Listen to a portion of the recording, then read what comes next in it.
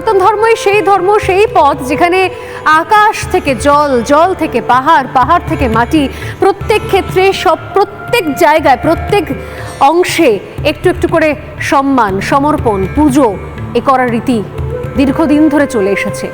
দীর্ঘদিন ধরে রীতি চলে এসেছে, দীর্ঘদিন ধরে প্রকৃতিকে সম্মান দেওয়া, প্রকৃতিকে পুজো করা, প্রকৃতিকে অর্চনা করার রীতি সর্বত্র রয়েছে। আর সেজন্যই বোধহয় কোনোভাবে এই সনাতন ধর্মকে শেষ করা যায়নি। বছরের পর বছর দেশে হামলা হওয়া সত্ত্বেও, পরিবর্তনের জোরালো ঝড় ওঠা সত্ত্বেও কখনোই ধর্ম কেড়ে নেওয়া যায়নি, কখনো অভ্যেস, আচার, যাপন বদলানো যায়নি। ধর্ম রয়েছে ঠিক যেভাবে এই সিন্ধু নদের তীর ধরে দীর্ঘ সভ্যতা অর্থাৎ সিন্ধু বা পরবর্তীকালে হিন্দু, তারাও এখনো পর্যন্ত রয়েছেন। এবং সেই জায়গা থেকেই কোথাও সেই হিন্দুদের একতা হওয়ার জায়গায়, যেখানে একতার পীঠস্থান হয়ে রয়েছে এই কুম্ভ মেলা, সেখান থেকে আরও একবার একটা জোরদার ঝড়ও উঠল। কি সেই ঝড়?